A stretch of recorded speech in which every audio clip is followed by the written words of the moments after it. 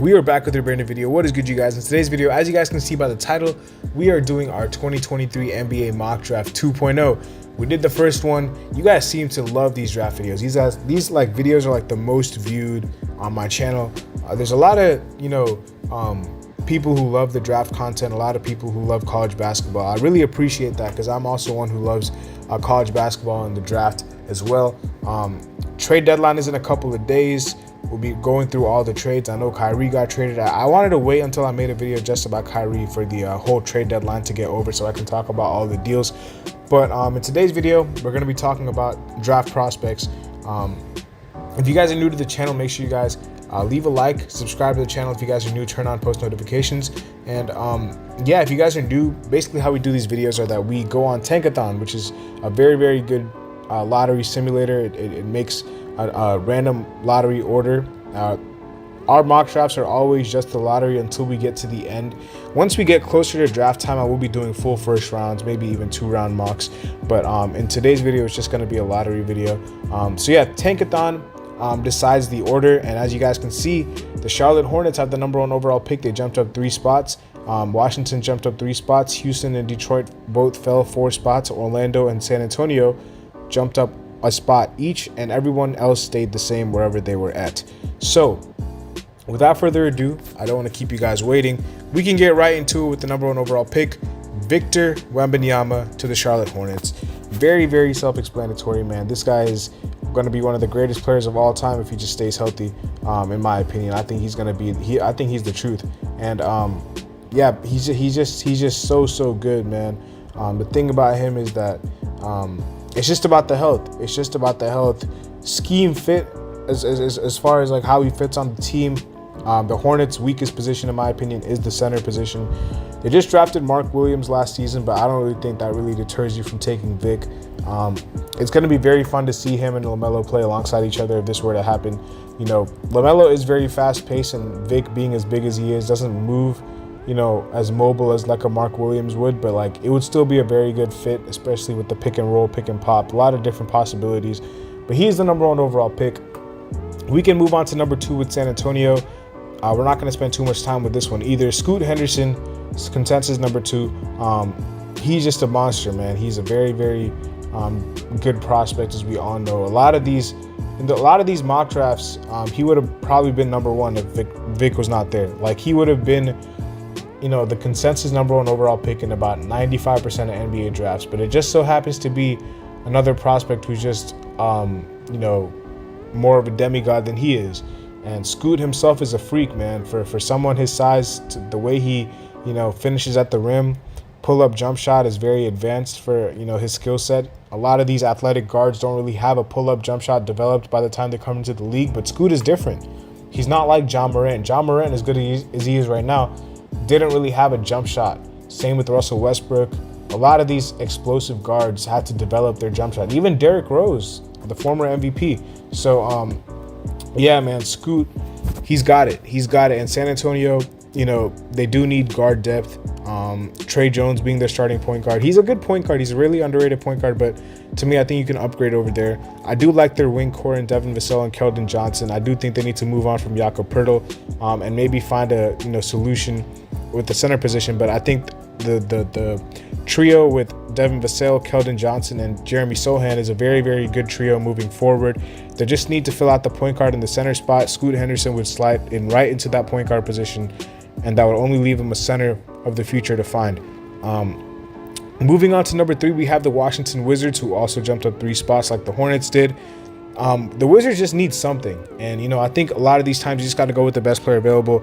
They just need some kind of pop. They just need someone to just get them going. I'm gonna go with Amen Thompson. Amen Thompson is currently my #3 prospect. You know, he did rise a little bit after a couple of guys fell off, but Amen Thompson is going to be an extremely good NBA player, and I think with Washington it's going to be a really good fit because they don't really have anybody else. You know, Bradley Beal is there, but Bradley Beal, as we all know, it's like he hasn't been the same Bradley Beal. You know, it's been a kind of a regression. I wouldn't even be surprised to see if he got moved sometime because, like, I don't really know why they even extended him, gave him that super max. Like, he's just not worth that kind of money. it's just time for them to look towards the future. They traded Rui Hachimura. Denny's has looked pretty good since that trade. So I don't really want to give him a wing. Like my number 4 player, you're gonna see who that is.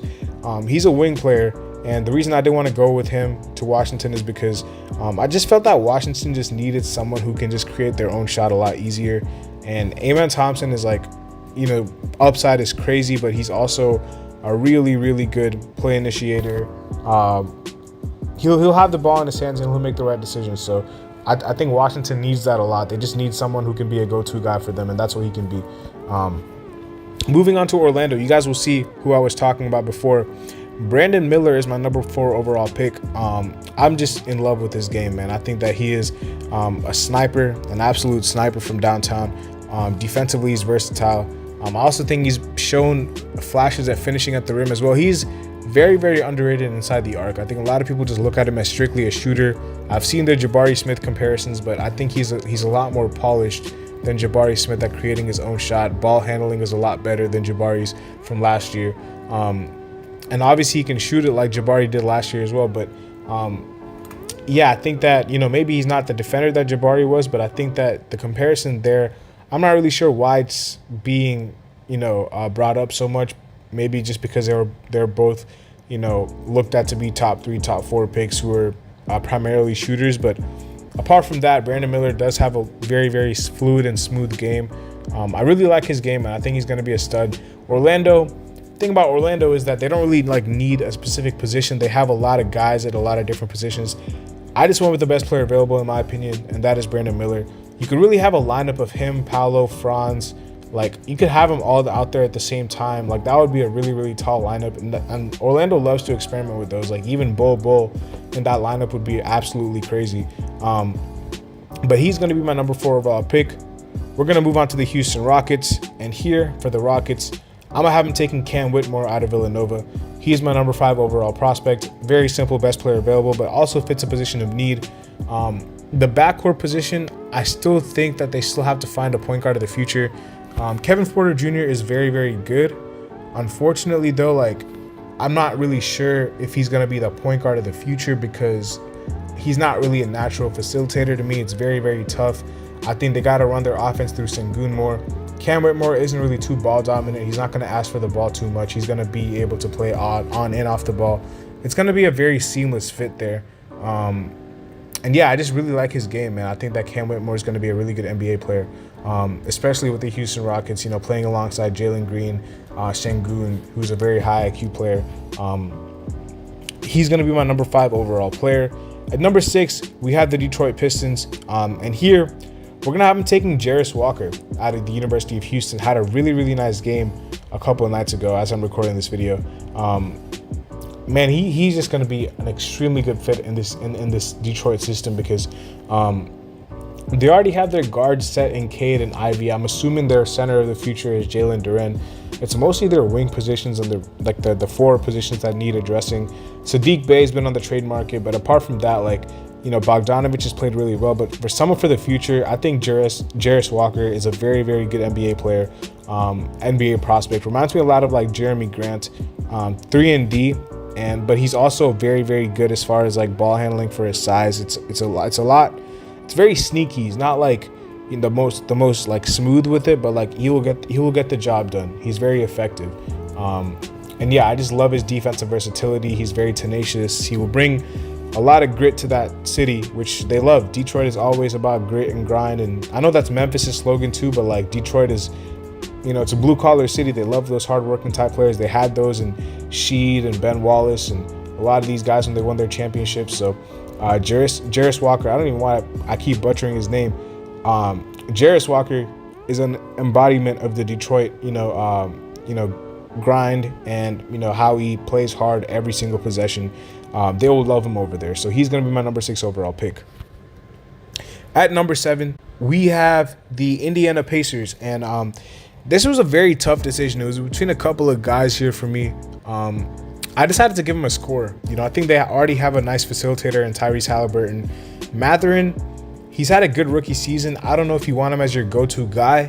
I think he's more of a number 2 moving forward. He's not really a like a number one to me, even though I love Mathurin. He's one of my favorite players. He was one of my favorite players in last year's class, but or this year's class. But I think you got to go with someone who can just get you buckets. And the best scorer, in my opinion, in this draft class is Keontae George out of Baylor. Extremely versatile 3-level scorer. Can score very easily with the best of them. His handle is smooth. Can definitely finish at the rim, mid-range area, but can also knock it down from the three-point range. With someone like Tyrese Halliburton, who's going to set him up for very easy looks, take the pressure off of him. Tyrese is not a born scorer himself. He's also off-ball guy. He's going to be the play initiator. And, Keontae George can just slot in right there at that 2 position and go crazy. Have a 1-2-3 combo of him, Tyrese, and Mathurin. I love that. I love that for the future. So, I just thought that I would have to give him offense. I think, the Indiana's always been known for defense, but I think as far as the go-to guy, they've been lacking one since Paul George and Victor Oladipo. Since that 1 year of Victor Oladipo, they haven't really had someone like that to replace him. And Keontae George hopefully can be that for Indiana. At number 8, we have the New Orleans Pelicans. At number 8, we have the Toronto Raptors. I was reading number 9 for some reason. We have the Toronto Raptors at number 8. And here we're going to have the Toronto Raptors selecting Ausar Thompson, the twin of Amen Thompson. And he's going to fit really well in Toronto because he's a very good defender. He can space the floor. It's just more about his energy and intensity than anything. Like Toronto, another team that's extremely gritty and competitive, and he will embody that culture as well. So he's going to be my number 8 overall pick. At number 9, this is where we have the New Orleans Pelicans. And here we're gonna have him taking. This is gonna be a nice pick. I'm gonna make you guys happy with this one. I'm gonna have him taking Nick Smith Jr. Now, Nick Smith Jr., if you guys have watched my previous draft videos, I was extremely high on Nick Smith. I think I had him number 3, number 4, in a lot of these drafts and big boards. But unfortunately for him, he hasn't really been able to stay healthy throughout the season. So because of that, I had to move him down some spots because a lot of these other guys have been playing extremely well. I still think that Nick Smith at 9 could be a potential steal. When you're the Pelicans, you don't really have much to lose here. You already have a really solid team. You might as well just take a gamble and take the best player available. In my opinion, that's Nick Smith Jr. As far as needs go, I guess they don't really have a point guard apart from CJ. CJ's more of a combo to me, but Nick Smith can play 1 and 2 as well. So I guess he can come off the bench and provide a punch. They don't really have a true 6th man to me. Trey Murphy's been pretty good, but he's not really a go-to guy off the bench. Nick Smith could be that. I see a lot of Jamal Murray tendencies in him. So I'm gonna go Nick Smith at 9 to the New Orleans Pelicans, and at number 10 we have the Oklahoma City Thunder. And it's very fitting that I'm going to give the Oklahoma City Thunder the youngest player in the draft, which is GG Jackson out of South Carolina. Extremely high on his game, man. He's going to be an extremely good player because, not only is the youngest player in the draft, but he's very versatile, can do a lot of different things. He's a Swiss Army knife type, forward/wing, and just a huge fan of his game. OKC over there, they're developing talent like crazy. Very impressed with Jalen Williams in his rookie season. Obviously, when Chet comes back, that's going to be nice as well. You still have Shea, who's a monster, Trey Mann, Josh Giddey. Their future is nice. Fitting in GG Jackson there would be also really nice as well. So we're going to go with GG Jackson at number 10. Moving on to number 11, we have the Portland Trail Blazers, and we're going to take Bryce Sensabaugh. Bryce Sensabaugh from Ohio State University. Very fluid mid-range scorer, man. A lot of DeMar DeRozan in his game. Portland just needs a lot of wing depth, in my opinion. I don't really think they have as much. Josh Hart is a free agent at the end of the season. Jeremy Grant, they offered him an extension. He hasn't signed yet, so they're going to need some wing depth. And Bryce Sensabaugh is one of the best wings in this draft. Extremely fluid scorer, man. Scoring the ball, he is one of the best in this class, for sure. At number 12, the Magic are on the clock again.